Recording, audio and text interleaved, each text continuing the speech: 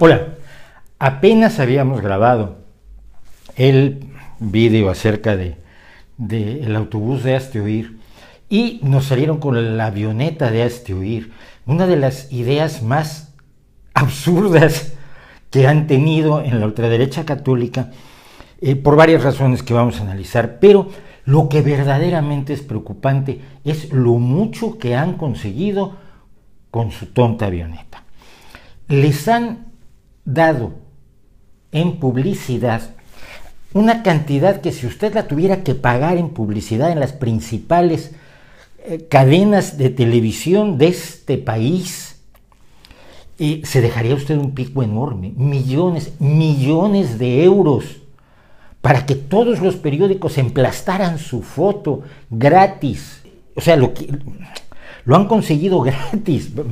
Es que me hago un lío porque es increíblemente estúpido. Llegué a ver más de media hora en un canal de televisión dedicada a estos papanatas y hablando como si estuvieran cambiando el mundo y estuvieran cometiendo la peor agresión imaginable contra toda la humanidad y hubiera que detenerlos como si fueran el Daesh, Vladimir Putin o Donald Trump, que son cuatro inútiles. Son unos fanáticos, cierto, son unos fanáticos, pero no tienen más relevancia que la que les dan nuestros tristes y patéticos medios de comunicación. Mire usted, cuando un presentador de la televisión española y de la televisión privada dice que él tomaría un caza y se convertiría en una especie de varón rojo, von Richthofen de Cuenca, para ir a derribar la avioneta, eso sí, pidiéndole al piloto que primero hiciera eject, como si la avioneta tuviera un asiento de eyección con su paracaídas. Todo esto, es gente que ve muchas películas. Y entonces este varón von Richthofen tiraría la avioneta porque así lavaría la enorme afrenta. Pero ¿cuál enorme afrenta? Es una mierda de avioneta. Si usted la mira cuidadosamente, verá que es un monomotor Socata Rally que no puede ni siquiera puede volar.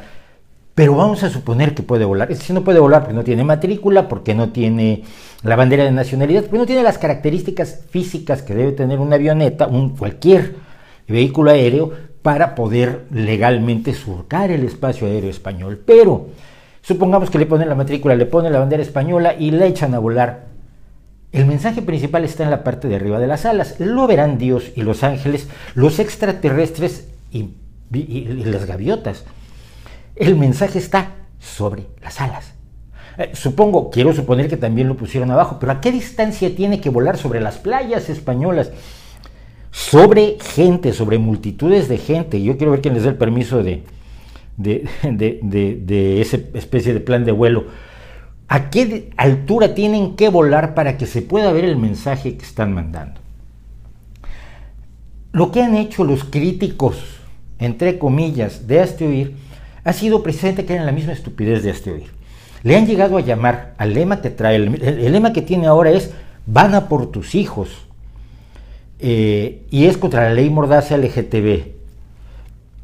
La idea es que ellos creen que una ley que se va a promulgar va a ir a decirles a los niños: oye, sería bueno que te cambiaras de género, ¿te gustan las niñas? Bueno, pues sería bueno que te gustaran los niños, o viceversa, sea quien sea el niño al que uno se acerque.